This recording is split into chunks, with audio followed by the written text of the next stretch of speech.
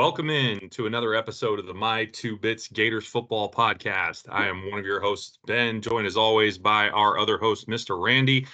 Randy, I got to tell you, I am happy to be doing this pod. This is going to be a review of the spring game, and man, it was good to see some Florida football again after 5 months without it. Oh, I don't even like saying that.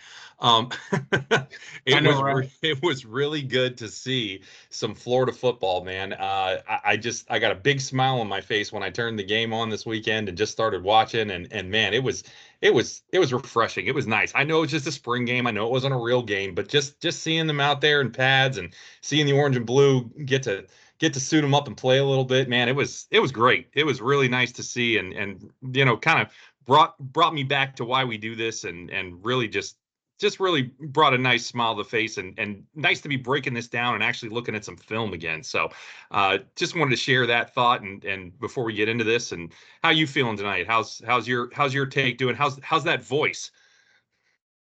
The voice is good. We're in good shape. Everything's good. Thank you to Honey and Lemon. Does the voice well. But no, man, I echo those sentiments.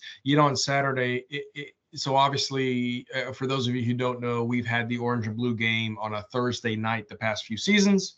It was switched back to a Saturday day. So it's Saturday. It was nice and warm. It was in the swamp. It was in the afternoon.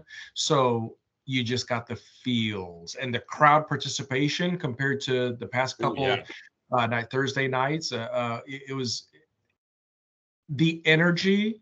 Of course, it wasn't 92,000 full and 90,000 full, but the energy, a lot of the energy was there, and it just felt great. It felt familiar. It felt comfortable. You got excited again. So absolutely.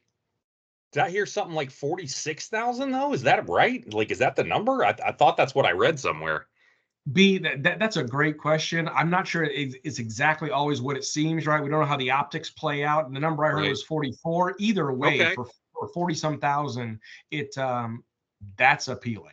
Yeah, that's a lot of people for a spring game. So definitely I think some reasons behind that. I know Florida Victorious did an autograph signing after the game that's getting a lot of positive feedback. I'm sure that brought a lot of folks out, which is really cool. I think that's a neat thing that they did.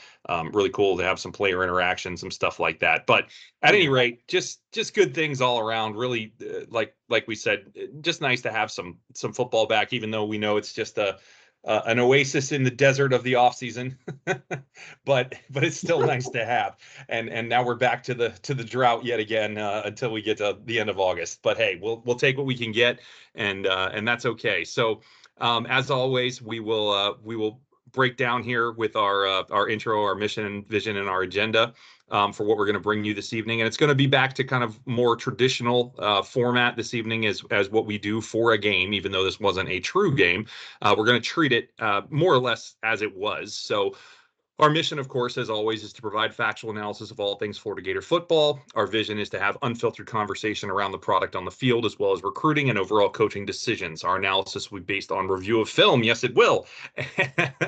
And while we will express opinion, that opinion should always be based in some form of fact. We will have evaluation of strategy and tactics, as well as observation of player personnel decisions and on-the-field execution. So for the agenda tonight, we will get back, as I mentioned, to more of our in-season format. So we'll start with our "Oh My" section with our exciting plays from the game as we took our take on them, I should say. We'll then have our Chomp segment with a discussion around the offense. We'll then do Gator Bait and review the defensive side of the ball. We'll then have a visor throw segment, which unfortunately I'm sad to say, even though it was a spring game, we are going to have a couple visor throws, I think, but nothing too serious. We'll then do the hatchling segment where we'll talk a little about recruiting and what's going on that front, always important this time of year. We'll then do Pride of the Sunshine and talk about the culture around the team and what we saw going on in regards to that during this game, which is an interesting thing for the spring game, because I think, as we'll talk about with Napier and the way he handles this, I think culture becomes a really important piece in regards to the spring game for him. But we'll talk more about that as to why when we get there. We're then going to switch up this next section. Normally we would do our officiating review. Obviously, no need to review officials in a spring game because it didn't obviously matter to the outcome of the game. So instead, we're going to insert a section we're going to call Gators That Growled. So little play there for those that are familiar with Gator Growl. But we're going to talk about 5 players each that we thought really showed out in the game, and just have a brief discussion around what we thought was impressive about those performances. And then lastly, we'll do our wrap up, just kind of talk about where we think the team is based on what we saw and what we are looking forward to, and then do our sign off. So with that, let's get it started with the exciting plays in Oh My. So if you want to, sir, please take it away and give me your thoughts on the best plays you saw from the game. I appreciate that, B. It's funny going back to the OG agenda format. Indeed. It's like riding a bicycle. It's like Yeah. riding a bicycle. All right, so I'm going to keep it brief. I had a lot on here, and call it what you want to call it. Orange and blue goggles, as we like to say on the broadcast, but I'll keep it as brief as I can. First things first, Adam Mizell's speed on kickoffs. If he could have busted, he would have been gone. Dare I say gone. All I'm going to say is Aiden Mizell, for those of you who don't know, in the 100 meters, best time 10.6. You know who also had a 10.6 100 meter? A guy by the name of Chris Rainey. Scary. Next one is Hawkins, because Hawkins also a speedster right there with him. Hawkins clocks in 100 meter at 10.4. Another guy that was right around that number, a little bit better, Jeffrey Demps, that name might ring a bell to some people in Gator Nation, at 10.04. So if Mizell and Hawkins get locked, especially on a kick, because they both fielded kicks, it'd be really neat to see if we can set them up for a lot of success in that special teams arena, which hopefully gets a nice overhaul this fall. Okay, next one. I'm going to go to Pup Howard. He had a fantastic tackle on Montrell Johnson Jr. I tell you what, on Blue's first possession around the 38-yard line, it was a third down play, and the way that Pup exploded and got to Johnson forced a fourth down. Yes, Blue converted the fourth down, but it was a fact of the explosion of what Pup did to fight through and get to Johnson to take him down in the first place. Really good to see. Really good to see. The other one that I would say is Lagway's first touchdown, the first touchdown pass in stride to Mizell. And I'll tell you what, Mizell, great route. But the other thing, if you didn't realize that, there were 3 defenders around. It was a very tight window. That ball had to be on the money, and it was. So that was that. My fourth, oh my, Jacoby Jackson. On Blue's third possession, he had a 32-yard run, but more specifically, he probably could have been taken down 7-8 yards after he got into the run. Juke number 1. And then after another 12 to 13 yards, juke number 2. And that ended up in a 32-yard run, first down, looking very joysticky, very shifty. So I thought that was phenomenal.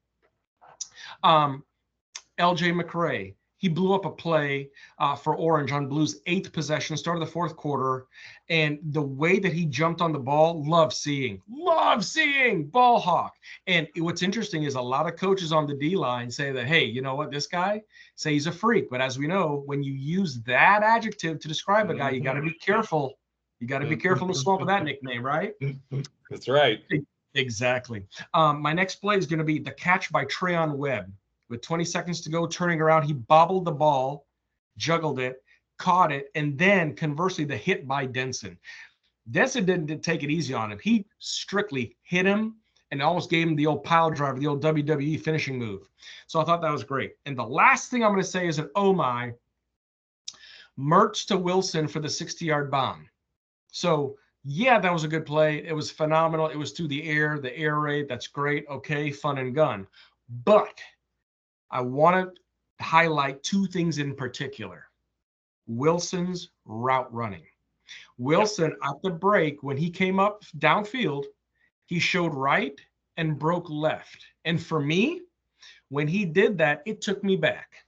It took me back to a game last fall, Slick Rick against South Carolina with under a minute to go, that in and out that he did to catch that ball to put us up 40-37 on South Carolina with under a minute to go.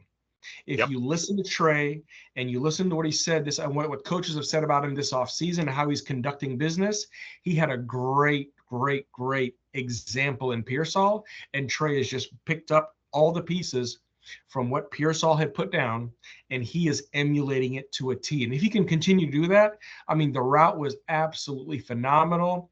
He broke left, right, or showed right, broke left, and was gone. And like I said, as soon as I saw that, I said, wait, why does that look familiar? Ah, Slick Rick, almost to a T.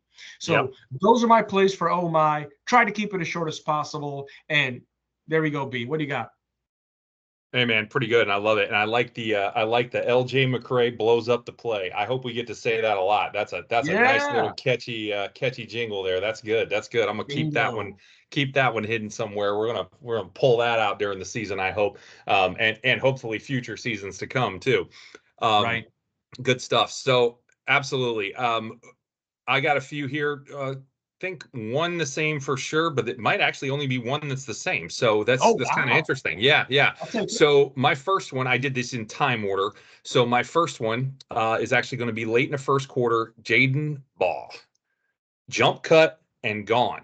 This Oh, kid looks like a bigger version, which is amazing because he's 18 years old, but a bigger version of Shady McCoy back there to me. I'm not scared to make that comparison one bit. His jump cut ability and then immediate change of direction and immediate acceleration is eerily reminiscent of Shady back there to me. For those who are not familiar, that is LaShawn McCoy, who played in the NFL for several years, was a dynamite running back, really successful. But I am very impressed with Jaden Baugh. I think a lot of people came away with that impression from the game, but man, he put that on display multiple different times. He is incredibly elusive despite being 6 foot tall and oh yeah. 240 pounds. No small feat to bring him down. But on top of it, he's elusive in his running. Are you kidding me? Who? That's scary, promising future for that kid. What a pickup. What a amazingly good job of recruiting to get him into the fold. And if you recall, that was a last minute flip that we pulled off in getting him because he was Bingo. committed to, I believe, Arkansas, and we switched him on. That was a flip on recruit on signing day. So Yes, I sir. could be wrong about where he was committed, but regardless, that was a really nice flip. So um, really impressive stuff with him, and we'll talk more about that later too. My next one was Manny Nunnery. Not going to talk about that anymore. For those that don't know, he hit the portal today and then had some very insulting things to say about the coaching staff. So bye. Moving on. Tricky Trey. Tricky Trey to the house at the end of the second. And I'm with you. I loved the route running. It was perfection. I loved the speed that he put on display, splitting the corner and the safety. I think Bridges was ill prepared for that. I would have liked to seen Castell out there to see if he could have defended that a little better, quite frankly, because we know he's a bit better in pass coverage from the safety spot. But obviously he was hurt and couldn't play in this game. This was one of the very few times Sharif Denson got beat, but he did get beat. And it is what it is. Sometimes that happens. And hey, you're going against what I think is going to end up being one of the better receivers in the entire country, quite frankly. Trey Wilson's a real deal. And then I love the throw. Mertz hitting that throw in stride about 35 yards in the air downfield, and he didn't have to miss a step. One of the knocks I would have on Mertz is that his deeper balls last year were not necessarily as accurate as they needed to be. Boy, this one was on the money. Yes, And that sir. is why that ended up going for the 6. So really impressive play. Absolutely, probably the best OMI of the game. Though this next one definitely deserves honorable mention, even though the result might not have been impressive. And it was the Mertz throw to Khalil Jackson in the third quarter. First of Ah, all, really good coverage from Pup Howard on a wide receiver. Are you kidding me? This Pup Howard kid's going to be good. I'm excited to have him. He had excellent coverage on Khalil Jackson, number one. But Mertz put a ball over the top that was an absolute dime. And then Jackson deserves credit too because he adjusted his route for the throw because Mertz had to put a little extra air under it. He takes a step off of the line of the pattern, adjusts to the throw so that he can catch it in stride and take it for 50 yards. That's what I'm talking about. One of the things that Khalil had struggled with was not being able to get much yak, right? Not much yards after the catch. Boy, he did a much better job on that play. I want to see more of that next year or this year, I guess I should say. right. Last one I have is the Sharif Denson pick. Now, it's not the best choice of throws by Mertz. He kind of locked in on the receiver, threw it in a tight window, but still, it was one-on-one coverage. Denson really had it played tight. And when Mertz made that throw, he just wanted the ball more when it was in the air. I mean, it was not like he was, throwing it right to Sharif or something. I mean, Shamir was open, more or less, not open. I mean, he was had coverage, but the coverage was technically behind him, and Sharif just took it away, came right up over the back of the receiver, but not in a way that was interference, and just took the ball away from him. That's how you defend. That was outstanding. I really liked seeing that. That's the kind of ball hawk mentality that this defense needed more of last year and didn't have. And man, I saw a lot of it during this game, even though that may have been one of the only picks, aside from, of course, the other one from a linebacker that we're not going to talk about anymore. But there were also several pass breakups that were really nice. And again, we'll talk more about that as we get into the rest of the review. So having said that, those are my oh my's. Really some good plays from this game, some solid plays from this game. And important to remember that when you had the blue team versus the orange team, that was the ones versus the ones. Right. We weren't sure what we were going to get when the way they were talking about the way they were picking teams and everything else, but we ended up with the ones versus the ones. And that's really important because you got to see the good on good, right? And man, we really saw some good examples of that. So some really good stuff out there. Meaning the blue offense versus the orange defense. I don't think I specified that because it was always blue versus orange, but blue offense versus orange defense. Sorry, should have specified. All right, so moving on, let's talk about some offense and what we saw. First thing I'm going to call out is there was much better pass protection in this game. Now, Napier does not, as we're going to discuss more, have the defense play soft in these games. A lot of spring games, it's an offensive exhibition, right? The defense just kind of sits out there and messes around and doesn't really do anything. That is not the case in the Florida spring game since Napier has been there. They get after it from a rush standpoint. Last year, they blitzed about 25 times. That didn't happen this year. There were some blitzes, but not near as many. But the O-line proved to be much better this year in pass protection than what we saw last year. Now, the run blocking left a little to be desired with the first team. That's another point we can talk about. But the pass protection was much better. Mertz was not feeling a ton of heat right away as soon as he took the snap. Now, there were times where Searcy got the edge or Sapp got the edge and he was under pressure, and that's okay. That's what those guys are supposed to do. But it wasn't happening every play. It wasn't happening all the time. There wasn't constant pressure up the middle, right? There was a decent pocket a lot of the time for Mertz to throw out of. And that was really important because, man, as we all know, pass protection last year, woof, it was rough. It was really, really rough. And so it was really good to see some improvement there, despite the defense, getting after it, as we said. So that was my first takeaway for offense. We saw more downfield passing from Mertz. And maybe more importantly, as I kind of called out with that throw to Khalil, the intermediate range of the field, which I think is not only good to see, but perhaps, like I said, most important. Based on the film from last year, when you looked at what was actually open in the concepts that we were running, as we have much maligned in those concepts, the intermediate range is actually where I think we can probably find the most opportunity during this season, assuming that we do not get a full conceptual overhaul. Well, we're not going to get a full conceptual overhaul, but assuming we don't add more wrinkles to the passing game, which please, Russ, please, Mr. Callaway, add some wrinkles. We'll get to that later. But but we weren't going to see that in the spring game, nor should we have. However, if we don't add wrinkles, even if there aren't any real changes to those routes for the most part, the intermediate part of the field, right, that kind of 10 to 17-yard range downfield, maybe 8 to 17-yard range downfield, is really where the opportunities, I think, lie in this offense to probably complete the most passes consistently that are going to be open. I know we all want the downfield shots. I know we all want the bombs like the one we had to trade, but let's get honest. The way we run routes, the way the concepts are in the passing game in this offense, they're just not open that often. If they are, heck yeah, go for them, hit them when you can. But realistically, those shots just aren't there that frequently to be taken. The receivers aren't open that often. They weren't open in this game that often, FYI, because guess what we were doing? running a go, running a drag underneath, and running a guy in the flat for the check down all the time. Saw it over and over and over again. Get to it later.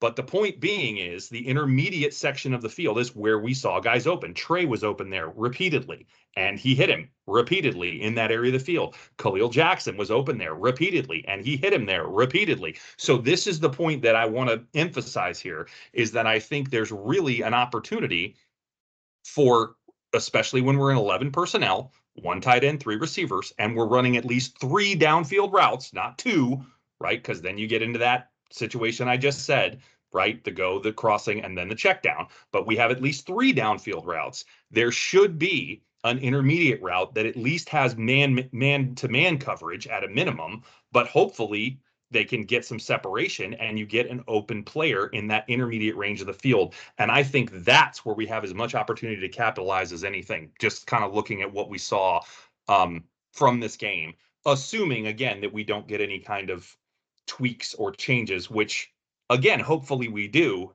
but hope for the best, plan for the worst, right? So there you go. Moving on, talk a little bit about the running game. Johnson and Webb, frankly, they looked average, but I think that's more about the offensive line than it is about them. But the defense also did a really good job with containment on them. And I'm actually going to say that it is a little hard to tell if that was more good D-line and linebacker play or poor O-line blocking. But when you look really closely at the film, I broke down a couple of plays really, really in depth. I believe I have to give a little more credit to the defense for this than blaming the O-line too much. Now, was the O-line executing at a super high level? No, but they weren't missing blocks. They didn't blow blocks. It's not like they whiffed on their guy. What I would say is that there were times where the defense just overpowered them in cases, and that is a credit to the defense. Now, it also could be a indictment on the offensive line's strength at times, but in a lot of cases, they were getting push. It was just one player, Searcy often, Pup often, that was coming in there and blowing up the play. Now, that'll happen if you have a player that is doing the right things. It is coached well, is filling the right gaps. Yes, yes, yes. Thank you, thank you, thank you. Right? These are the things we want to be seeing defensively, which is a good thing. And then on top of it, they have a lot of strength and athleticism to be able to do that. Now, we're going to face teams that can do those things, understandably. And so these O linemen have got to be ready for that. And I would agree with that statement. However, at the same time, it's not like they were doing anything fundamentally deficient.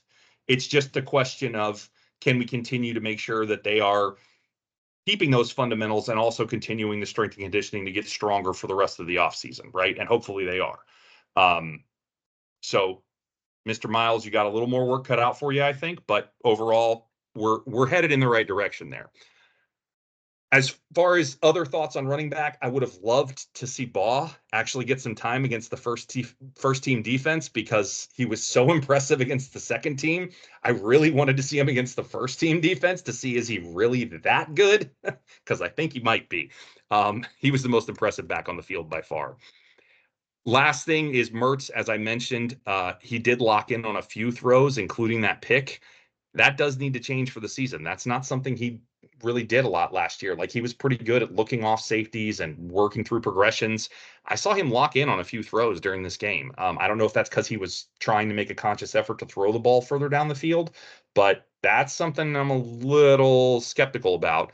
I know we're trying to get the ball downfield more, but we got to be careful what we wish for if that's what we're going to get. So that was a little bit concerning. I hope it's just him working through this progression of trying to find those calculated risks. And as he becomes more comfortable with that, and that fits more into his progression, we won't see that as much. Fingers crossed, because if we do, I'm very worried that INT count not only goes up, but goes up to the point that we start having concerns about it. I'm not saying that happens, but it gave me pause. So hate closing on a little bit of a negative note there, but I got to be honest about what we're seeing, right? That's the name of the game. So that's what I got for offense. Where are you at with it? For sure, B. For sure. Good stuff. Good stuff. Johnson, Webb, Baugh, Jackson. That's a heck of a running back core. Trevor, who? I'm sorry. I'm sorry. My man. My man. I don't mean to be sour. I don't mean to be sour, but I gotta say. Why not? Why not? He was. I know, and I'm not trying to be petty, but at the end of the day, it's funny. A lot of the commentary that I heard on Ball coming in was he's a bigger back, right? Not as big as Derrick Henry, but still a bigger back. And it makes sense because in high school, he played linebacker and safety. So the kid can hit, but not to mention, especially in this position, he was laying that shoulder and he has no problem running north at all. Clearly. No, he does not. Right. So if that's the four-headed, or you want to call it that, the four-headed monster that we have at running back, it's almost like a step and repeat. Just, okay, whichever one you want to throw in, just be my guest.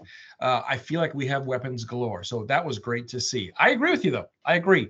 Wanted to see him take some reps against first-team defense, but either way, if he's going to be that shifty, if he's going to be that strong and run upright with determination and power, holy smokes. And we haven't mentioned the other running back coming back from injury, Cam Carroll, who looked like a human joystick last spring game, but that was what it was. Okay, fine. I digress. The O-line stayed relatively set, right? No procedural penalties, no high snaps. I want to say last spring game we had 7 or 8 high snaps. Oh yeah, we did. I know different line, different scenario, but either way, the O-line stayed relatively set. I agree with you. There was one false start, but I think it was on the second team. I think it was on Orange. So that's correct. I don't think there was anything on the first team, to your point. So yeah, very good. Good call. Awesome. Yeah, that is correct. And that's the other thing too. I agree that is it better O-line? Is it worse D-line? It's really hard to tell. But either way, from what we saw, from the continuity that Slaughter tried to create up front, and from talking to those guys in the huddle, that should yield good results. Okay. It's really hard to fully assess the plays, right? Here's a slant route, here's a go route, here's a cross. But at the end of the day, and not that they would put it on film, right? Russ's involvement. But either way, even if we don't get the overhaul, I'd be really curious to see what Russ throws in, what little nuggets or cogs he puts into the wheel to redo some things, and then try and figure out what that looks like from a long-term perspective. Because as we do this more and more, as he gets more familiar with the system and he and Billy get more familiar with each other, not that they already are, I'm really liking to see where this progression is going into the fold, because I don't think people realize we have weapons. We have legitimate weapons. So it's going to be great to see them get used. Good to see Lagway and Mertz get settled in. Mertz, like we talked about, second year in the system. He's the seasoned guy. He made a comment in on the podium a couple of weeks ago about just swimming. When he came to Gainesville last year, he was swimming. He was just trying to stay afloat. But guess what? He's not swimming anymore. He's floating. He is doing what he needs to cut through the water in the best way possible, not trying to stay afloat, and really neat to see the mentorship to Lagway. I really enjoyed the fact that, especially on the first play of the game and Orange had the football, GJ was rolling out and going long. Hey, look at that. Khalil Jackson. I know he's a legacy player. I know we've had there's some people who've had their qualms with Khalil, but guess what? He's shown he's worked on his hands and he can catch the football, and great call out on that earlier, but yak. He's strong, yep. He's big, he's physical, he's tough. We need to utilize him as best we can. At the end of the day, Mertz finished a pedestrian 15 for 27, 243 yards, an interception and a touchdown. Lagway, 12 for 21, 173 yards, an interception, 2 touchdowns. But the one thing that I love about DJ and his posture, I know people criticize the throwing motion, whatever. You can't knock this. He forces defenses to prepare differently with the RPO, with the optionality. No question. And I don't want to hear about throwing motion. They question Tebow's throwing motion too. I think he was okay. I think he was okay too, B. I really do. Yeah. I really do. Speaking of which, my intro for DJ moving forward is going to be, hey, Mr. DJ. Okay, I'll leave that. Sorry, peeps. Sorry for those of you that listen to it. That's the shower voice. Go DJ. That's my DJ. Okay, we'll take that one too. Next up, Jaden Baugh. For people who don't realize, Jaden Baugh averaged 14 yards a carry his senior year in high school. In a spring game, he averages close to 7. So if he's going to be as explosive as we saw this little snapshot of, again, another weapon. Yeah, Speaking I of, want to see him get some playing time. Like I know he's not going to be first or second string, and nor probably should he be. But man, I want to see him see yeah, the yeah, field in like semi meaningful minutes in the fall, like at least against hopefully Miami when we're up 20. Sorry, he needs a package or two. He needs a package player too. Yes, he does. He he does. does. Next He's too one. good. He's too good. Yeah, next one, Jacoby Jackson, 5 carries on 60 yards. I get it's a spring game, but still, these boys are out there trying to prove a point, right? Trey Wilson, the aforementioned, 8 catches, 160 yards, and a touchdown, right? Blue, pretty even. 128, but yes. I guess it was 160 total after the difference, but Blue, 327 yards of offense. Orange, 321 yards of offense. Blue, 82 rushing yards. Orange, 129 rushing yards. So, okay. Here's the thing, and I'm going to leave with this. The offense, it just felt differently. Mertz with his cadence, but also it's really good to see Lagway come in there. But Lagway also with his cadence. Lagway also have a really good command. And not to mention the procedural. I get it. The fourth quarter when things got tight under 4 minutes, that was his first procedural penalty in a delay of game. That's it. Yep. That's it. No, super good point. That's something I was going to bring up later when we do our call outs. But yes, extremely good point for his time or lack thereof in the system with the school at this level. Take your pick. Command of the offense of the team, leadership, the whole nine. Highest marks I could give considering the time invested, and really pretty decently high marks, even if we didn't have that as a grading curve, right? I mean, yeah, really good stuff. Sorry, go ahead. Exactly. No, you're good, man. But at the end of the day, I think people are saying, okay, well, Ricky's gone and Trevor's gone, and what do we do? Oh my gosh, like we have weapons, people. There are legitimate weapons on offense. So I think right now the biggest issue that I think Billy and Russ might have is making sure all these guys get touches and you utilize them in the most effective and efficient way possible. That's all I got on offense. No, I agree. Just a closing thought there. I'm with you, and we did lose talent there, especially in the receiver room. And I do think it's worth looking at adding some more in this spring transfer window if we can, if it's the right guy, right? And the right fit, and if it's doable. I absolutely think that's worth looking into. But to your point, it's not like we're devoid of weapons, not at all. We're especially not devoid of speed, right? But like look at Marcus Burke. He had a good spring game last year and then kind of died on the vine during the season. He might have had a better spring game this year. So I'd be interested to see how that goes. He shows promise. Him and Kajak, man, they got some size. So one of the things we kind of talked about was we got all this speed. Do we have enough size? Those guys play well. Yes, we do have enough size. They're both. I think Burke's 6'4", Kajak's 6'3". Right. We're good. If those guys can play well enough, we got plenty of size. So even if we can't land a transfer that's going to be somebody that can come in and play and potentially start or at least be in the rotation or whatever else, I'll tell you, man, I'm absolutely thinking that what we have is at least certainly serviceable, if not, above that. And then you factor in the speed of some of these other guys. We're not ill-equipped. It is a position room where we are certainly not, as deep or as talented as we are at other areas, certainly. Sure. But I think it's getting a lot of hype, like, oh, we just have to have another one. Well, it'd be nice. But I don't think it's something where it's like an absolute mandatory situation. If the right guy comes along and he's a good fit and he's willing to transfer, sure, it would not hurt. But I don't think it's a situation where it's an absolute mandatory situation that we have to have. Not at all. So anyway, moving on. Let's talk defense. Gator Bait, give me what you got. Yeah, man.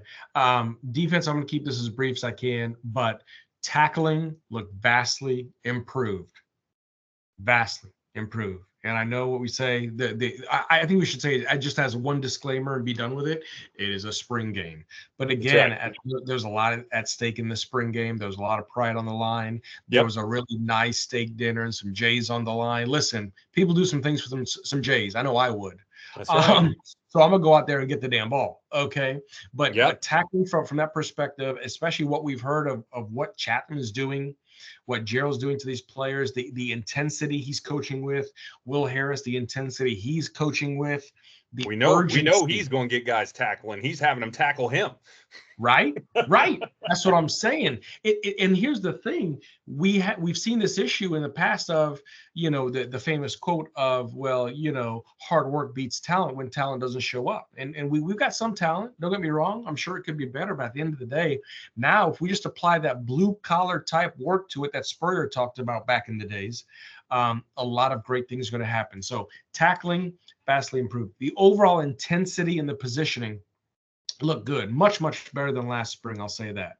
When you look at the defenders, and again, disclaimer, spring game, but I love the fact that they were stride for stride wide receivers, and the movement that Denson had was phenomenal. Okay, Agreed. edge play, edge play, edge play, edge play, edge play, edge play, even without Justice Boone, who I'm so eager to see come back this fall. Yes, sir. Edge play was back, and it looked great.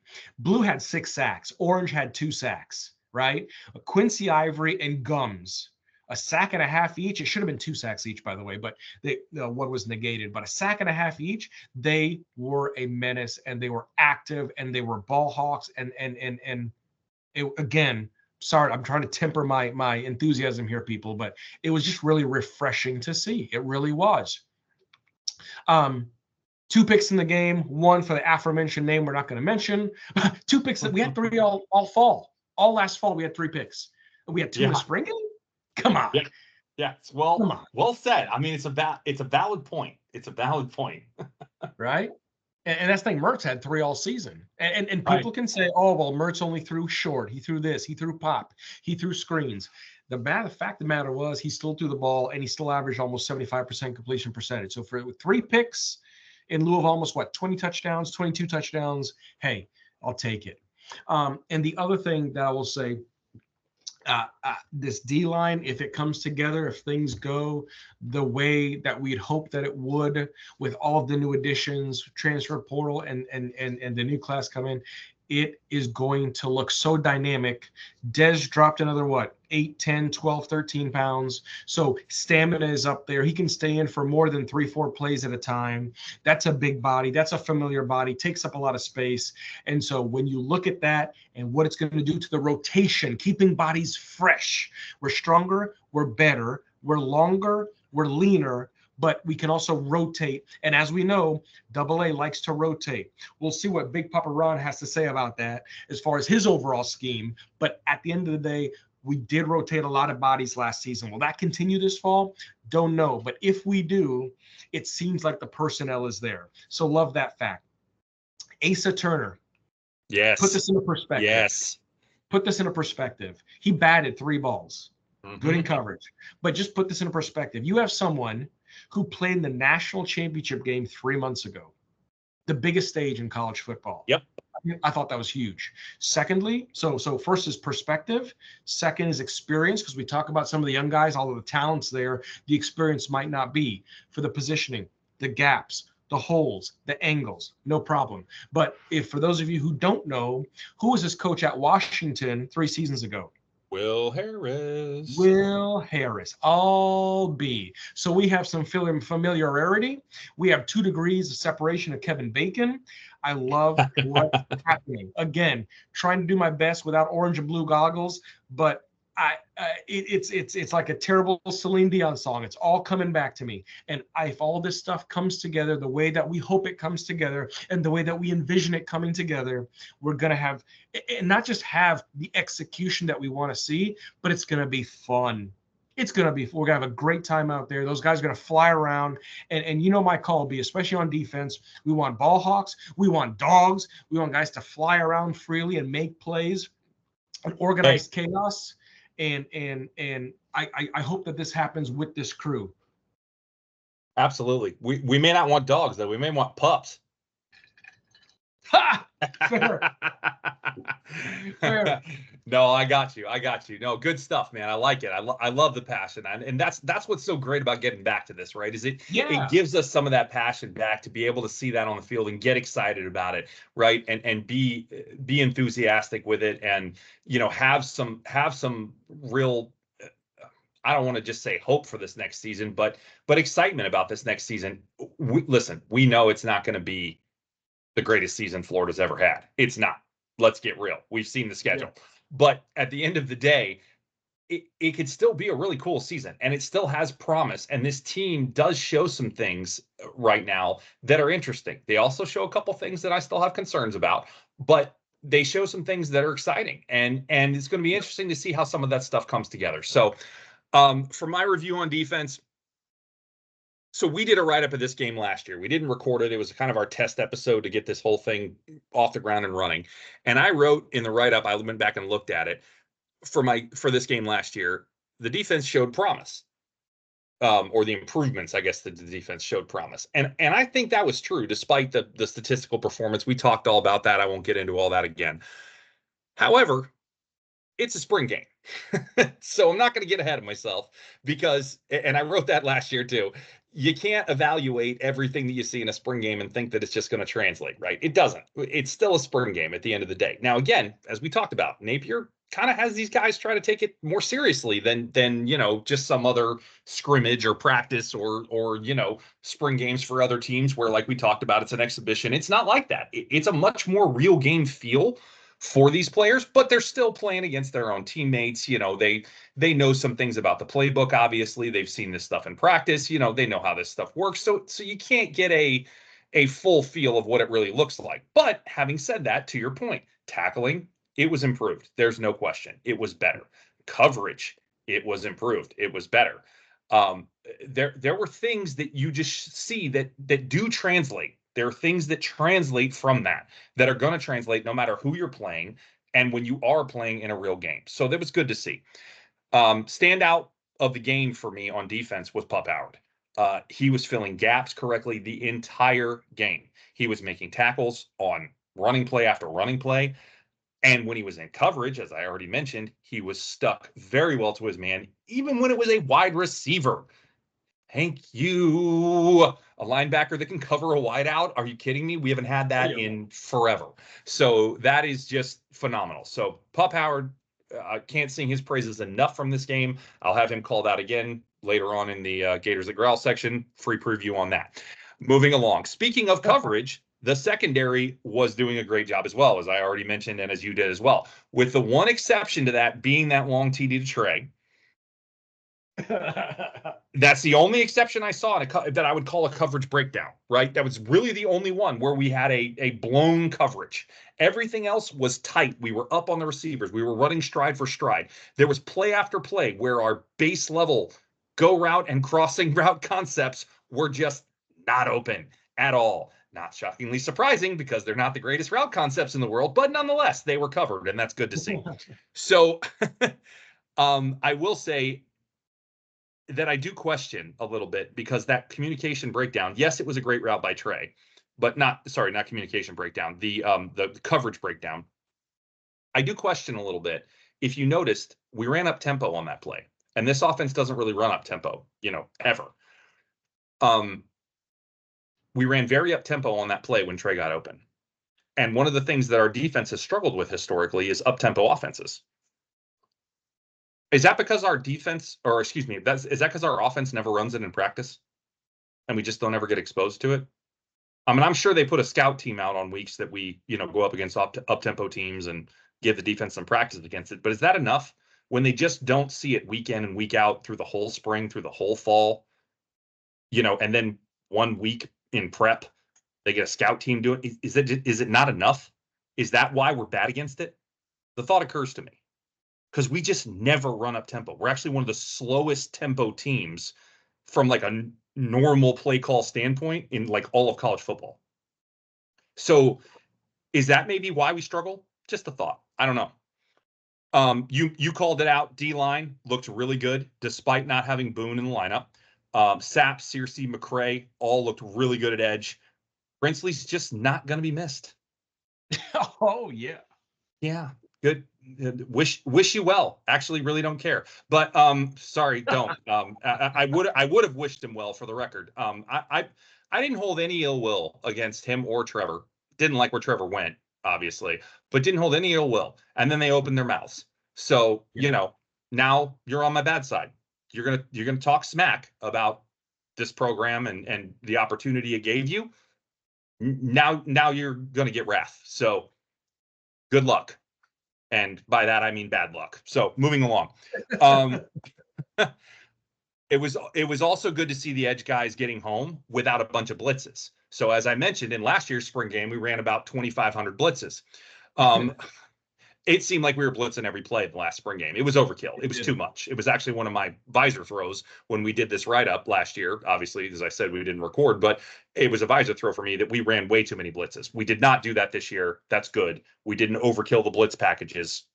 Good, because it was too much last year. Austin was trying to figure out his thing, Double A trying to figure out how to run, every blitz package he wanted to run. We did run a blitz or two, but it was much more reserved. And what you saw was the front four getting home, not necessarily for a sack, but they were getting some pressures from time to time. It wasn't every play. Good.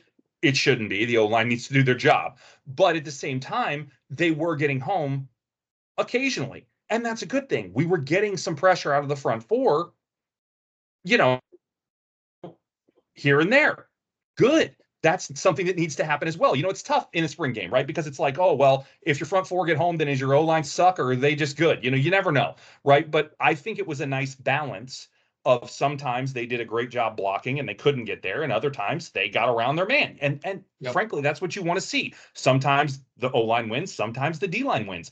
That's good on good, right? That's how it should be. So I liked what I saw there. I thought it was a good balance.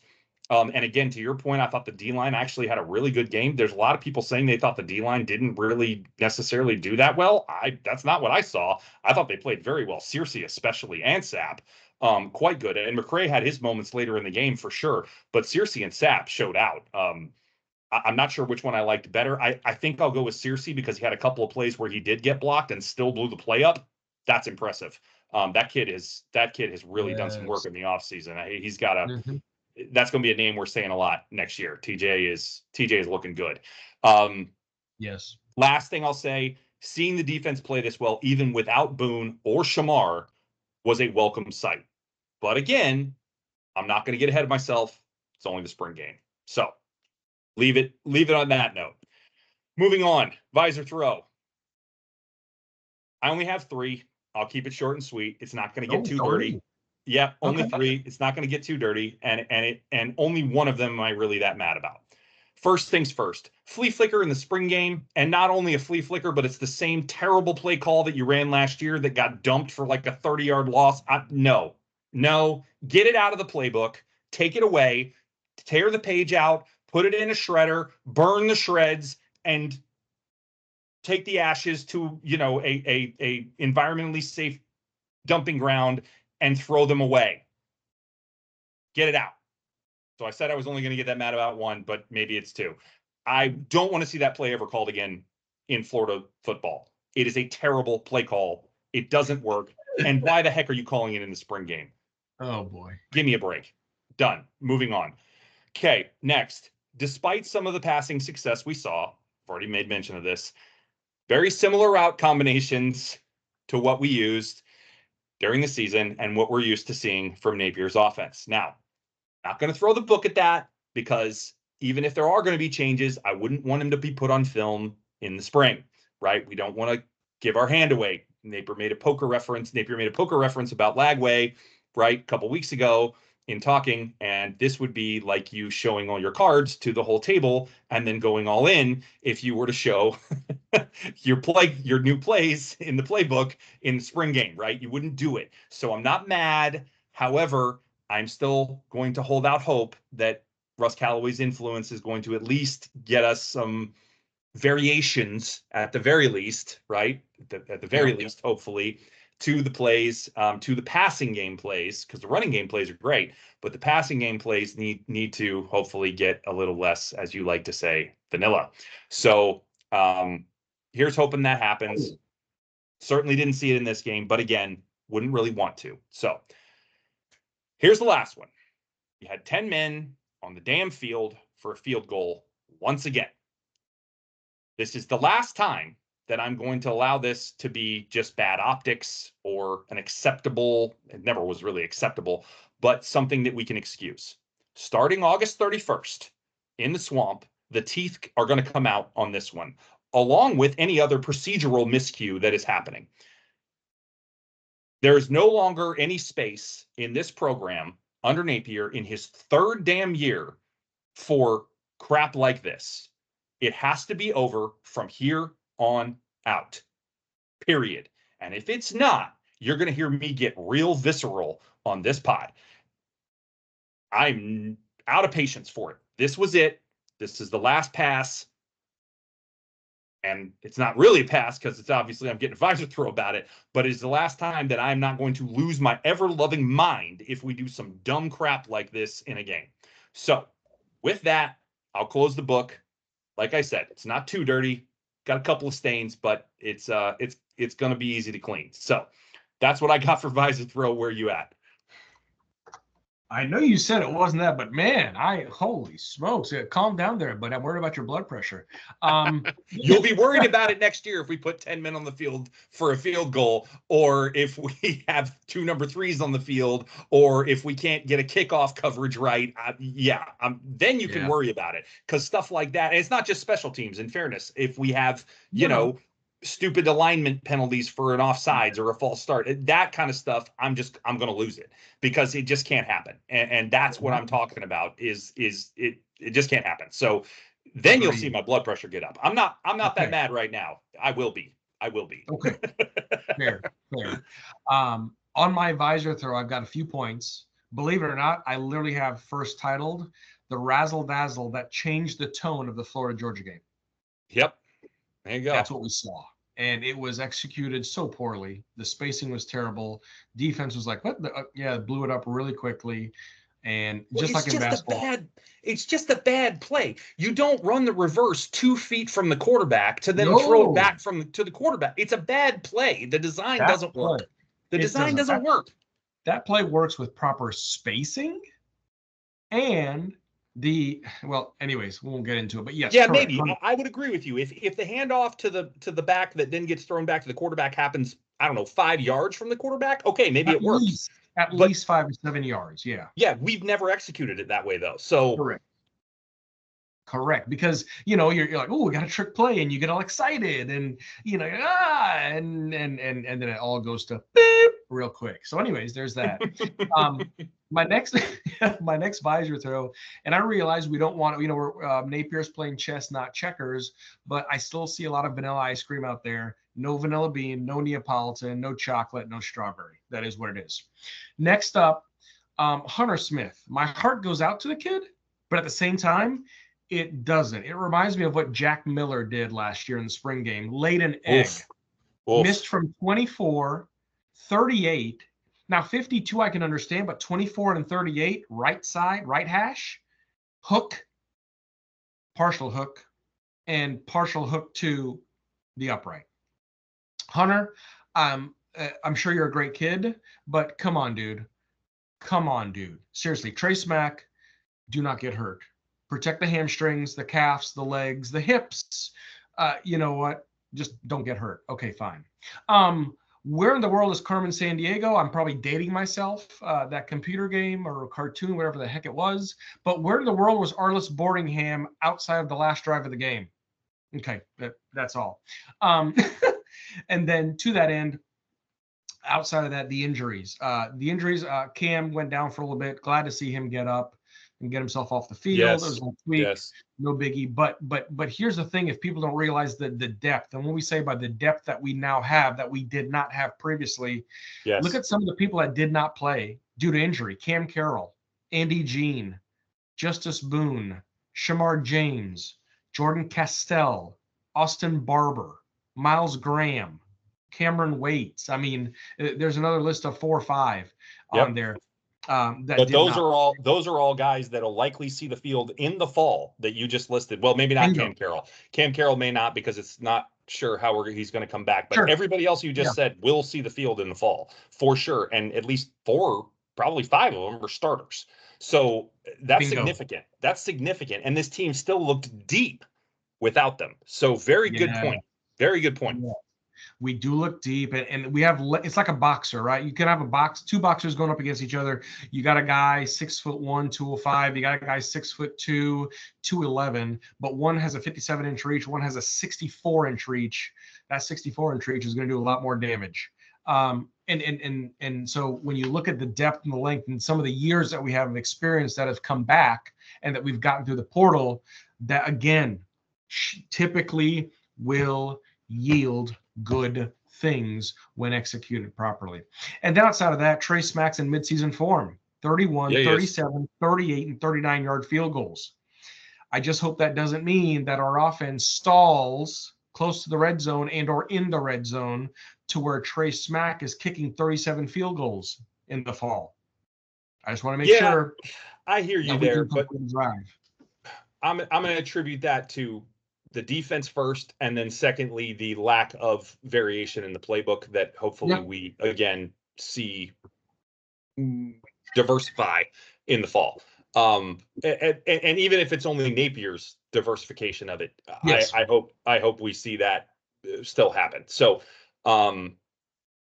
yeah, but hey, regardless, heck of a performance from him. I mean, 4 for 4. You know, granted they were all in the 30 range, but still 4 for 4. It is what it is. We got a solid kicker, man. We do. And I know he had a shaky end of the year, but still consensus top 6 kicker in the nation last year by field goal percentage, and not to mention second year in a row he walks off the spring game. That's kind of special for the kid. So that's all I got on visor throw. Well, yeah, and that's not even a visor throw, but no, but I correct, get you. correct. I get you. All right, moving on. Hatchlings recruiting. What do you got? Talk to me. Yeah, no, I think right now, based off everything I read, correct me if I'm wrong, we got 5 solid commits. Right now, it looks like we're at number 17 in the country, something of that in that nature for 25. A couple of ones, the big ones that were there this weekend. 4-star Jalen Riggins, another edge coming out of Tallahassee, just north of Gainesville there. Another 4-star Peyton Joseph, interior offensive lineman coming out of Georgia, more particularly Warner Robins. More specifically, the Buckies exit. We all like Buckies. Another 4-star that was there, Waltez Clark, the running back from Tampa. Allegedly, I read that this past week or a couple of weeks ago, he hit his all-time best in the 100-meter, 10.82. Pretty solid. Nice. Yeah, for a running back, that's real solid. That is really solid. But let me put this also into perspective. For at almost 200-pound running back. Yeah. Yeah. 10.82. Okay. Yeah, he can move. Also, exactly. Also was there 3-star Josiah Abdullah, wide receiver, College Park, Woodward Academy. If that rings a bell to anybody, John Hunt is his coach. John Hunt was a former offensive lineman at the University of Florida. So nice. Those are some that were there. So that was good. And a couple of people off the map a little bit, but Enoch Wagnoy, that's the kid from England, 6'8", 315. He has an NFL body, but he's got really good feet because he was a basketball player. Zaire Addison, offensive tackle and guard, top tier after this weekend. He actually said, he quote unquote, DeCosta was the most detail-oriented coach he had ever spoken to. Interesting. Oh, interesting. I like it. I like phenomenal. it. Well, hey, So, I mean, a lot of good things. Guys that have worked in the NFL tend to be detail oriented. Just saying. Exactly.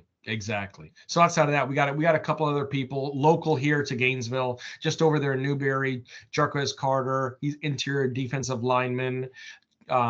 Gerald's been talking to him a good bit, struck up a good conversation. And then another legacy player outside of Khalil Jackson, but CJ Ingram, his father's Cornelius Ingram, also known as the Wingspan. But he's led Hawthorne High School to 2 consecutive state championships, the Hawthorne Hornets down there, just 15 minutes down the road from the University of Florida. So a lot of good things come out of there for the following fall. Nice. You left one out though, and it might be the biggest name of all, which is Caleb Cunningham. He is a 5-star receiver from Mississippi who was there. Hey, yeah. And he actually did an interview after the game and said he was really impressed with one, the way we used our receivers, which kind of made me scratch my head, but Hey, but okay. But he also said how impressed he was with one DJ Lagway. And this is the interesting thing. So if you are aware or not aware, or whatever the case may be, we have had a lot of trouble attracting high level. Certainly we've gotten some quality guys, and I'm not knocking the kids that are there. We just talked about it. I think there's some really good weapons there. And certainly Trey is high level. But outside of Trey, who, just kicked up to a 5-star in one of the recruiting services before he joined the team in 2023. Otherwise, we haven't had a receiver of that caliber in quite some time. We've had trouble getting that highest level tier receiver to come play for us. Lagway might move the needle on that next year, or this year, if you will, with this year's recruiting class. Guys are going to come want to play with him. That is going to be a thing.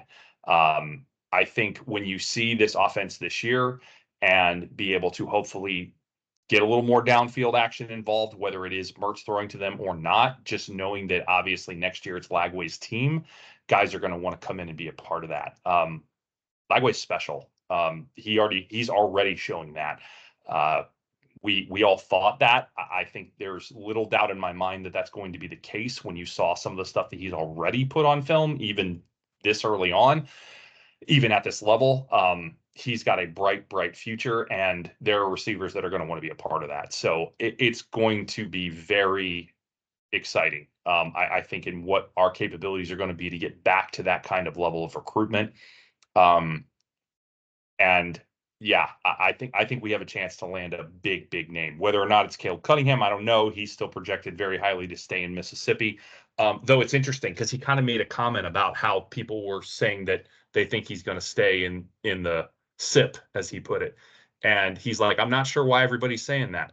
And I kind of raised an eyebrow and went, oh, really? Because that made it sound like he ain't staying. So that was very interesting. Very interesting that he said that in this interview. So anyway, we'll see what happens. Right now, he is the number 12 overall player and the second highest rated receiver in the 2025 class. So big time name. Kid looks good. So we'll see what happens. So yeah, that's all I have to add. Otherwise, very good rundown of all the recruits we had in attendance. Cool. I think it was nice to get that many people out, and we've been getting a lot of positive feedback. Not a ton of recruits yet that have committed, but I think that's probably normal for this time of year. If you look back to last year's class, it didn't really start gaining momentum and building until mid to late May, and then June is when it really started to pop. Right, June and July. So I think that's what you should expect. And honestly, I'm not sure you even should expect it. This is probably an important note. It would not surprise me if this year's class built a little later than last year's did, because I think there may be recruits that actually want to see what we look like on the field a little more this year. They may want to see a couple of games from us based on how last season closed out. It would not shock me if there were, I'm not saying we won't get recruits in June and July. We will, but we may not get quite as many. I'm not saying I know that. This is a feeling. This is just an intuition. But don't be shocked if we don't have the same number going into the season that we did last year, and if we don't pick some more up in August, September really timeframe, after we play a couple games and hopefully look good doing it. So we'll see what happens. Sir. All right, moving on. Pride and Sunshine. This is an interesting one for this game. We kind of made mention of it in the walk through the agenda. I think this is a really important section for the spring game for Napier and Florida. Player disposition in spring games can often be very lackadaisical, right? It can, because it's just an exhibition, right? A lot of it's for the fans. That's not the case in this game, right? Not only does Napier put it to be a very game-like situation, but as you mentioned before, there's a reward on the line for winning. So these guys actually care. They are there to play. They are trying. Like, it is not just go out there and screw around. Like it is go out there and play your game. You could see guys like they were jumping, diving for balls, trying to break up passes. I saw God, I can't remember which pass it was, but there was a replay. I can't remember. I really can't. Oh, it was the pass to Boardingham right before they spiked the ball at the end of the game. There were like three guys on the orange team diving into that passing window, trying to bat that ball down to not let it get to Boardingham. And he still completed the pass. It was a nice ball by Mertz, by the way.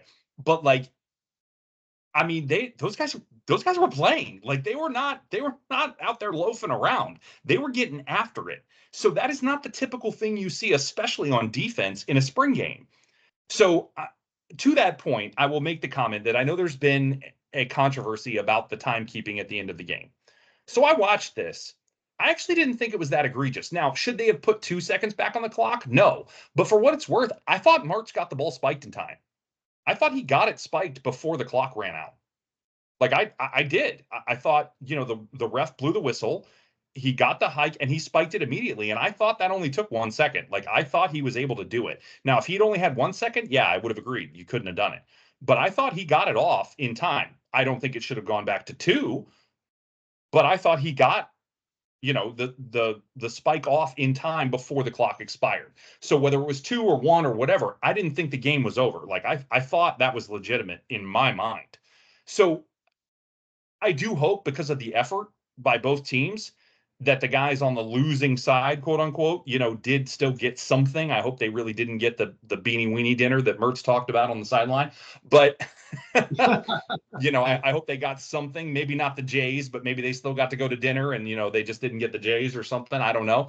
But I hope they got something, because man, both teams played their hearts out in this game, and it was really cool to see. So that was one of the things that I'll talk about as we talk about the culture here. Just seeing the sidelines, everybody up and congratulating each other when Denson got that pick, right, and came over. Man, guys were just high-fiving and up, and they were all over it. Armstrong's out there hugging dudes, of course, because he's AA.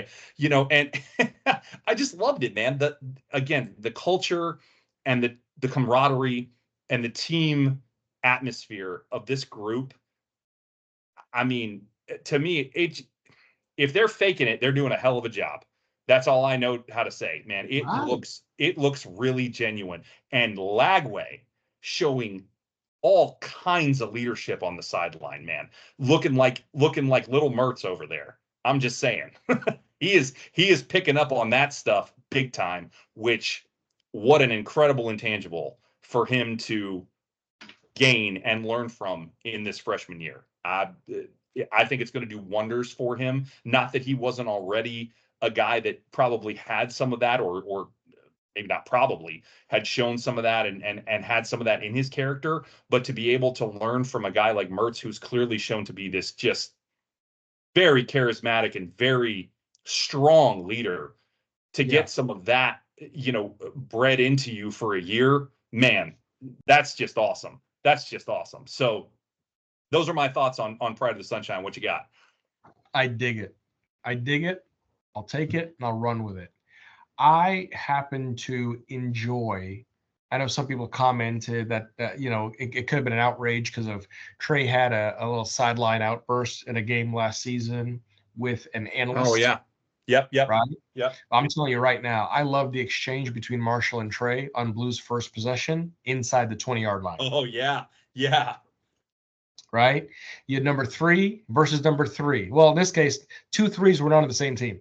And I love the fact that first was a tight ball, caught it, got enough separation, but I just love the banter back and forth. I love Jason Marshall, after seeing what he came into this program as, what he faded to, and now he's the way he finished last season, and his stock is rising again. I think he's going to have a phenomenal senior season, and he's really going to lead that core corners to do a great job. But love the banter back and forth. Love the fact that he was smacking the ball, talking trash to each other.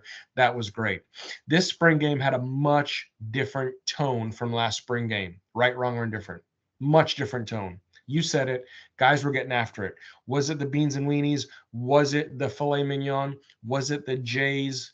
I don't know. But either way, the tone, I think the main thing I'll boil it down to is urgency. There was urgency there.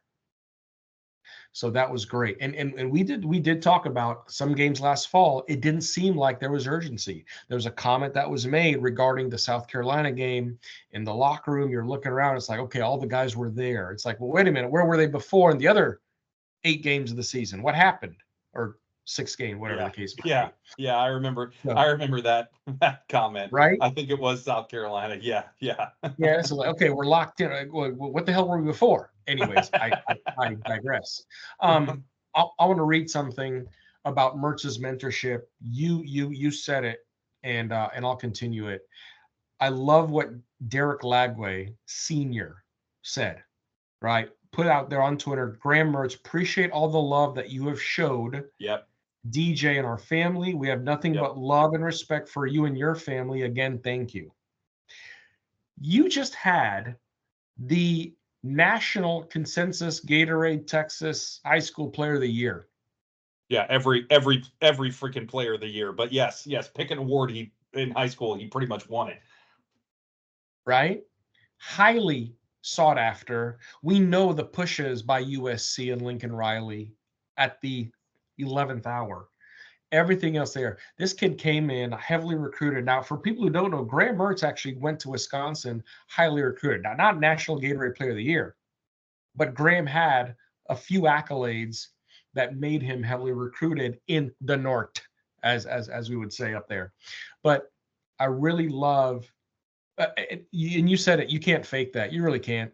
If they do, they're doing a damn good job, because what DJ Senior just said and tweeted publicly, I feel like is that resounding voice, that echo that's being heard throughout that locker room over and over again about unity, about playing for your fellow brother, about the power of one, the togetherness in one. So that's phenomenal. To that end, I enjoy that AA refers to Ron Roberts as football dad. We're going to refer to him as Papa Ron, whatever the case might be. But AA says that, not a day goes by that he doesn't pick this guy's brain. And he's such a mentor figure to him. And I know we said when this hire was first made, what is that going to do to the dynamic? How is AA going to feel? Is Ron going to come in there as a fascist dictator? And it doesn't seem to be the case. So it's going to be a good thing. Great crowd on Saturday afternoon in the swamp, added to the environment. Afternoon, the fields were there. It was all there. Great to move it back from Thursday night to Saturday day. Loved it. Going back to the end of the game, Billy made the last couple of drives for the blue team challenging because he wanted them to face some adversity, wanted them to go out and win it. And yes, the ball got backed up. There might have been a discrepancy of a second or two back on the clock, but they did what they had to do, threw the ball downfield. They made some plays, and in 22 seconds, Mertz put him in scoring position. I also love the fact when Trey Smack went up there to win the game, AA goes, I don't think so, buddy. I'm going to ice you. And I just, again, people look at that and go, why would you do that? I look at that and go, yeah, bravo, play it out. Again, very, as much like a real game, as much despite it being the spring game as you're going to get. Like, I feel like the coaches, the players, it's treated like it as much as you're going to see in any spring game across the country. Exactly. And so that's my pride section. Loved it, enjoyed it. Again, just I can't say enough about the feels that what that meant to see football being played in the orange and blue on Saturday afternoon in the swamp. Phenomenal. Yeah, man. Absolutely agree. As we talked about at the jump of this thing, it was really fun. So now for our new little section here that we're going to put in for this one, and I don't know, maybe we throw it in down the road. We'll see. See how it goes. Yep. But Gators that growled, what you got? All right. So Gators that growl. First of all, Pup Howard. And yeah, maybe we don't need dogs. Maybe we need more pups. Dude, what a pickup. Yeah. What a pickup. Yeah. That's what all a pickup. Say. 6 tackles, 2 pass breakups, in coverage, and covering the line. For most people who don't know, he earned the Wilbur Marshall Award for the most outstanding linebacker this spring. Welcome, Pup Howard. Holy smokes. The pop that he had, the pop that Pup had, the energy that he has, he's a ball hawk. He's an absolute ball hawk. He's going to go to the play. He's going to blow stuff up. He's going to be, you know what? The other word I can think of for him is all-state. He's mayhem. He's going to be mayhem. That'll be good. I like it. I like mayhem. Second That's up, good. Yeah, second up, I'm going to split the I cheated a little bit on you, B. Sorry about that, buddy, but I have to give it up to Ivory and Gums. What a duo at the edge position. Yes, I know people, you're probably thinking, okay, here goes Randy with the edge again, but the edge is where it's at for me on defense as far as causing more of that mayhem as well. They combined for 3 sacks, should have been 4. That's half of Blue's sacks. Blue had 6 sacks. You had 2 guys responsible for half of it. Phenomenal. We had a terrible sack deficiency last fall. Those 2 guys, again, and Justice comes back healthy. Hopefully the knee's strong. He's only going to add to that. DJ Lagway. Hey, Mr. DJ, turn the option on. Looked very comfortable, looked very settled, looked very tenured. Cadence was on point. And again, the only procedural penalty that I saw came in the 4th quarter with that close delay of game call. They probably could have stretched another second, but it was what it was. But the command that he had, the chatter, the whole game he was talking. He's talking to the O-line. He's talking to receivers. He's talking on the sideline. He's clapping them up. When the team shifts and they come to the sideline, he's dabbing them up, high-fiving them up. He was not just very vocal. That's awesome. Very, very good to see. Sharif Denson, hey, 6 solid tackles and an INT. And I agree with you. He broke on that ball. He wanted the ball. He wanted the ball, period. He wasn't going to let that ball just nestle in and be caught. One of 3 players to earn the Channing Crowder Headhunter Award this spring for his tackling during spring session. Phenomenal. He did make some nice tackles. He did. Some WWE style stuff. And the last one I'm going to call out, you said it earlier in your but Jaden Ball, can't say enough about the kid. 12 carries, 77 yards, shifty as all get out.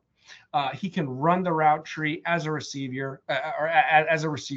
Napier loves that about him. Napier also loves the fact that as a wildcat quarterback, he also played linebacker. He also played safety. So at his size, being 200 plus pounds, and the way that he's running the ball, I thought he was going to be not as powerful, to be honest, and not as quick, but boy, he proved me wrong. And so I agree with you. Let's see if he gets a couple snaps in the fall and the first team, and then just take it with him. So again, for Jaden, run the ball. But anyways, those are my 5 leaders. Run the ball. Run the ball. Yeah, man. That's it. We're going to have so much fun with some of these names, and I can't wait to see how many DJ references we can pull from songs to talk about Mr. Lagway. But anyway, no, good stuff. So I actually have all the same with the exception of one, which is hilarious. And it was your split. And what's funny is I had Gums in here, but I took him out. And I'll tell you why. It's because he was going against the second team offensive line, which I found to be much less impressive than the first team. And that's why I took him out. So, and I didn't have Ivory, but Ivory was impressive. What's interesting, though, is I have different stats than you do on some of this stuff. So here we go again with the stats. But anyway, so I got a different order, so we'll mix it up. But here we go. So my first one is my different one, and that is Trey Wilson. I had to call out Trey. 8 catches, again, different stat than you had in a different part of this, but 128 yards and a touchdown. My goodness. It's spring game. But it's a spring game where, as we've talked about, the defense was not laying down. And he went for $128 and a touch on 8 catches. Whoa. Are you kidding me? Like, this kid is going to light up the field this year. I am going to be surprised if he is not an All-American receiver when the year is done. He looks significantly better than he did last year. And as we all know, he was pretty dang good last year.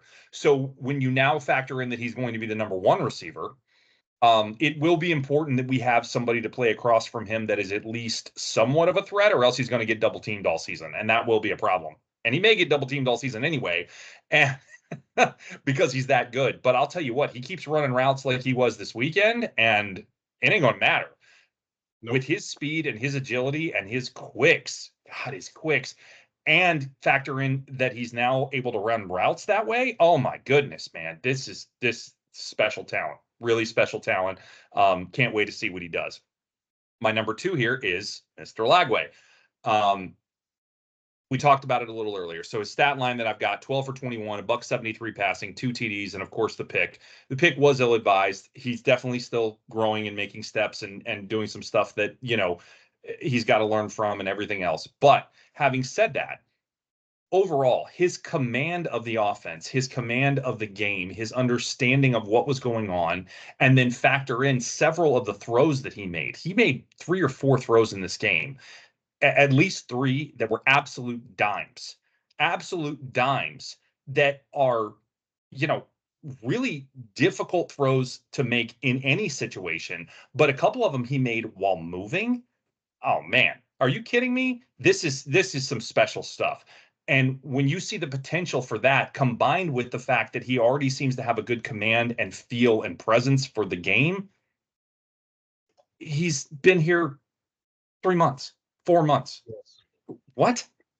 What? Get out of here. Like, that's ridiculous. That shouldn't be possible. You expect somebody to come in at his level and honestly have a huge learning curve. And I'm sure he still does. Don't get me wrong. I'm not saying he knows everything, far from it. But we were putting some, it wasn't like we were just using a section of the playbook.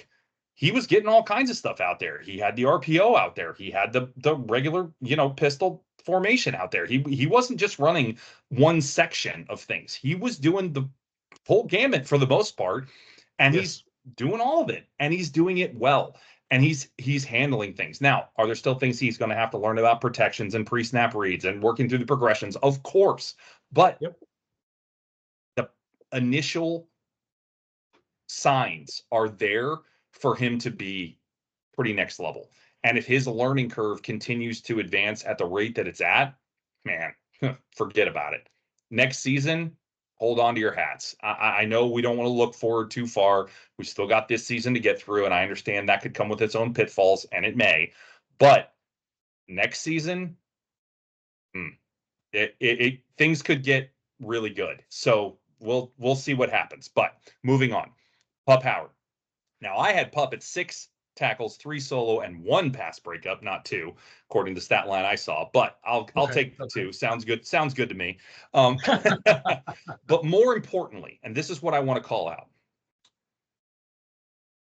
We had a player who transferred out last season, who missed 14 tackles during the year. But perhaps more importantly than missing the 14 tackles, he had a real problem with not filling the correct gap. Like all the damn time. And it drove me crazy. I could not deal with it. It made me nuts watching Williams miss the gap all the time. Fill the wrong hole. He would go fill a gap, but it would not be the correct gap that he needed to fill. It would be the opposite gap from where the running back was going, or from where he should be going to fill if he was on a blitz. He would go fill where there was a pickup for him on the blitz instead of going to the open gap. It drove me nuts. He did it over and over and over and over again. It's like, how do you not get better at this as the season goes along? If anything, he might have gotten worse. It was amazing how bad he was at it. Now, he is one that has not left and talked smack, so I'm not going to talk too much smack about him other than to say that his performance was underwhelming, to say the least.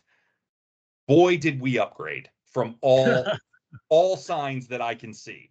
This, again, it's a spring game. I understand. But, man, this kid looks like he gets it way better than what we were seeing last year. Time will tell, and we will see. But it is my guess that Pup Howard is going to start next to Shamar James on the field next year. And I am betting we are going to love the look of that starting linebacker duo on the field. I am excited to see it. So that is what I've got to say about that. My 4th one is Jaden Baugh. As you mentioned, 12 carries, 77 yards, including a long of 25. And, you mentioned the power and the agility and the speed, but man, the shiftiness, those jump cuts. I am just blown away by those. I can't get enough. I just I want to see more. I want to see more, and I hope we get to next year. And I'll leave it at that. And then my last one was going to be Manny Nunnery for the record, but it is not. Goodbye. It is Sharif Denson. As you mentioned, I had him at 2 tackles. You had him at 6. I had him at 2. I don't know how we have that big of a disparity. That's crazy. That is big. That is big. But yeah, my stat line showed 6. Yeah. I got 2, so that's wild. 2 tackles, 1 solo, and of course the pick that I already talked about earlier. But more importantly than his stat line to me was what's not in the stat line, and that is he was running step for step in coverage on every single play, with that one exception being where you had the kind of brackets coverage with Bridges against Trey that got busted, right? That we talked about. That is literally the only time he was not in perfect coverage in this game that I could see. He did not miss a step.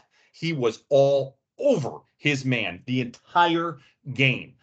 I was absolutely just impressed beyond belief. One of my biggest hurts in the transfer portal last year was Jaden Hill. After watching this game, I'm not worried. He looked phenomenal. He looked absolutely phenomenal. And not only in coverage, but he came up several times and made stops in the run game out of the backfield. He had a tackle for loss in the back, or I think it was a half tackle for loss in the backfield, but still it was a joint with him and Cersei. But he came up and made a play in the running. I mean, this kid is all over it. He looks fantastic, absolutely fantastic. And to your point, he is an excellent tackler. Now, one of the knocks on Jaden was not the best tackler in the world. Guess what? Not a problem anymore if this is our starting star. So I can't say enough good things about Mr. Denson. Really excited for the growth and steps that he seems to have taken in the offseason. I wasn't sure about him, to be honest. I wasn't sure if he could fill these shoes. It looks like he can fill them, and maybe then some. So really, really good stuff. Excited to see where that goes. So that was a fun little segment, man. I'm glad we added that in. Dig it. Yeah, for sure. So moving on, let's wrap this thing up and close it out. Just a quick kind of summary of where I think we are. So one point I really want to make to close this out is I think one of the things that I've noticed about this team. So we talked a lot about a few different things, but one is the depth of this team, and I think that does a couple things for you. One is the overall talent on this team is clearly higher than it has been in several years, quite frankly. I think you have to go back to 2020 to see a team that was as talented as the one we're dealing with, and frankly, it might even be more talented than that. It just depends on the position you look at. But that does 2 things for you when you look at the ability of this team to succeed. One, it raises the ceiling, right? It raises the potential for what you can do right at the top. But more importantly, when you look at the depth, it raises the floor. And that's going to be really important with the schedule that we're up against, right? Despite having 5 starters, as you mentioned, and 7 players that will see the field next season, not on the field in this game, we still showed significant improvement in multiple areas on both sides of the ball. This shows that our good can be better than it was, but perhaps even more importantly, that even when we slip up and don't play our best, it will not be nearly as costly as it was last year. And that's the floor piece that I'm talking about. When our guys that are coming in to play backups or that have to come in to fill an injury, hopefully not near as often as we did last year, please. But, it's liable to happen at least at some point. It's, going to happen to an extent, just hopefully, again, not as much. When we get that second team player in, or that rotational player in, I don't even want to say second team, that rotational player in, the drop off is just not near as significant as it has been in the past few years. That really matters when you start talking about, again, the floor and what that looks like. And that's really, really important when you talk about what the team ends up being capable of doing, again, especially against this schedule. So that's really the only point I want to make in all of this, is just seeing that depth on display and seeing that talent kind of spread out more across the team and not just in certain pockets was really great to see. I mean, there's not a position room on the team that I'm like, I don't know about that one. O-line is still a question mark, but it's not a question mark like I'm worried. It's a question mark like I don't know fully where some of the weaknesses might end up being. Certainly looks like the interior could be a question mark as far as maybe it's not as good as we want it to be, but it also has time to get better. So I think, and again, we didn't have starters that are going to play, and we have backups that are better in that area. So like I could go on and on, but the point is that depth and that dispersion of talent across that depth is just at such a higher level than we've seen it in a really long time. And that's a credit to Napier's recruiting. That's a credit to the transfer portal acquisitions that we have had, and a credit to what he's been able to build across this team. So for all the flack that he's gotten, and some of it's deserved, from a talent building standpoint, this team's in a really good place, and I'm really happy to see it. So that's my thoughts on where we're at coming out of the spring. What do you got? I dig it. Believe it or not, along the same lines. But the other thing too that I will say is remember, we're going into season 3. We're going into Yep. season 3. We're going into the third fall. We're going into now a fall where the staff is in place. The The system is system built. is built, right? The Yes, system sir. is built. So that's taken care of. All these check boxes that Napier had as far as the foundation, the staffing, the support, the logistics, the operations, the mission control, the whatever you want to call it, it's done, right? The depth, to your point, we're deeper. The talent, it's talentier. No, that was terrible. Seriously, the talent is there, right? It's gotten more. It's gotten better. The age, we're older, and what does that usually yield? Experience, and experience in Yes. the sense of the reps, the confidence. What it does? 6 inches between the ears. That's phenomenal. If all of these, and again, people, I know we sound like we're a bunch of homers here, but at the end of the day, if all these things come together, and regardless of the season, regardless of the schedule, regardless of the gauntlet that we're about to face this fall, and arguably the toughest Power 5 schedule in the nation. Oh, that's not arguable. I would make an argument it's the toughest Power 5 schedule ever. Period. Fair. Okay. Um, if we can just get back to having some fun and executing at a very high level, the rest will take care of itself. The rest should take care of itself. The depth that we have at running back, I'm not worried about running back.